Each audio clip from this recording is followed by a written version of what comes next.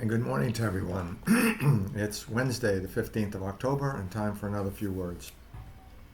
Today in the church we celebrate the feast of St. Teresa of Avila, the Teresa of the Child Jesus, doctor of the church, and amazing, to tell you the truth, a person, a strong-willed and very influential person for her time and in the church still today.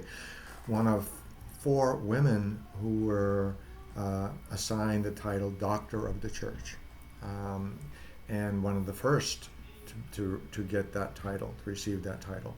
Someone who wrote prolifically, but really that's not her writings. While they are important and significant, what struck me and what I wanted to mention today is, as I was thinking about her celebrating this day, is her passion, the strength of her will, and her desire to know God, to see God. At the age of 7, she ran away from home. She was born in 1515, and at the age of 7, she ran away from home to hopefully to be captured by the Moors, where she would be put to death before being a Christian. And they brought her back and said, "What did you do? What did you do that for? What for?" She said, "Well," he says, "I want to see God. I must see God. But but to see God, I have to die first." So that's how strongly she wanted to see God. At the age of 7, I think I was still trying to figure out how to tie my shoes, let alone thinking grandiose thoughts and having a spiritual connection with God at that particular time in my life. Amazing when I think about it. 7 years old.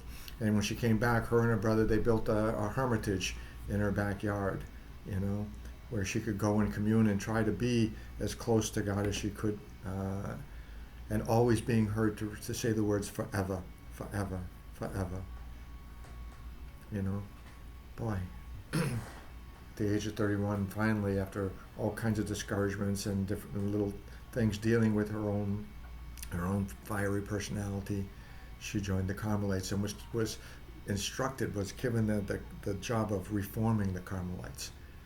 A wonderful personality, strong-willed and very intelligent, and certainly very committed to being with God, walking with God every day, not waiting until the life to come. And I guess that's the thing that struck me so much. I don't know how desirous I certainly have been in my life, how passionate I have been about wanting to be with God, wanting to walk with God every day. And if I can't be, how can I expect any others to?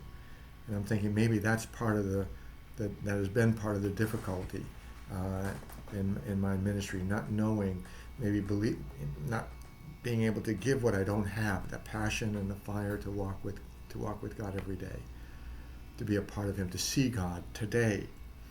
And how often can I tell people? I try to tell people I do see God.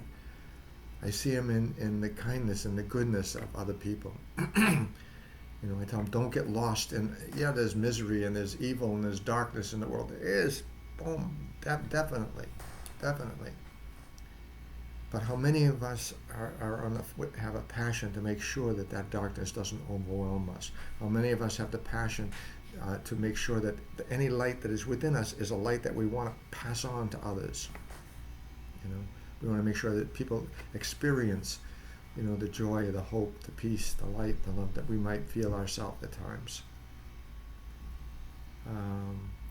We're not all called to do. We're not all given signs. This last week we had the gospel on Jesus calling people an evil generation because all they look for is signs. He wants us to believe, not to look for signs and then believe. Not to say, okay, let me win the lottery, let me do this, and then I'll believe, then I'll go to Mass, then I'll do this, then I'll come to church. Please. Jesus says, no. Come to believe first. What did He tell Thomas at the Last Supper, right? After He rose from the dead, rather. What did He tell Thomas? Thomas would said, only when I put my fingers in His side, my hand in His wounds, only then will I believe. What did Jesus tell him? Thomas, come here, put your fingers here, put your hand here, and cease in your unbelief. And then He goes on to say what is true for all of us. Blessed are you, Thomas? Because, yeah, you're blessed. Yeah, thanks. You believe, Thomas, because you've seen. Blessed are those who do not see, who have not seen, who have not experienced, who don't have gifts, who have to struggle day by day, but yet still put their faith and their trust in me and in my word and my promises. Blessed are they.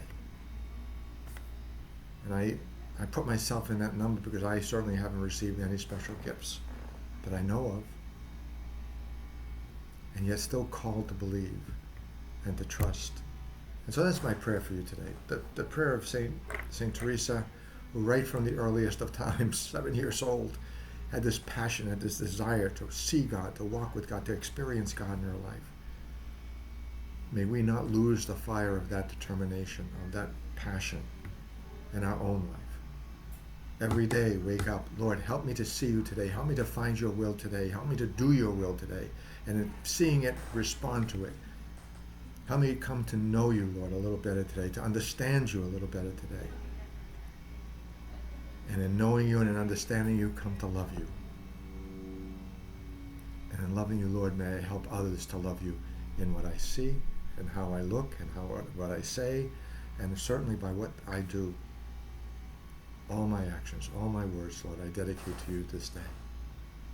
Help me to bring others to see you and to experience you and to love you as well. Mary, help of Christians, pray for us. Mary, help of Christians, pray for you. God bless you all. Have a great day. I hope to see you next week. Don't lose heart. Take courage.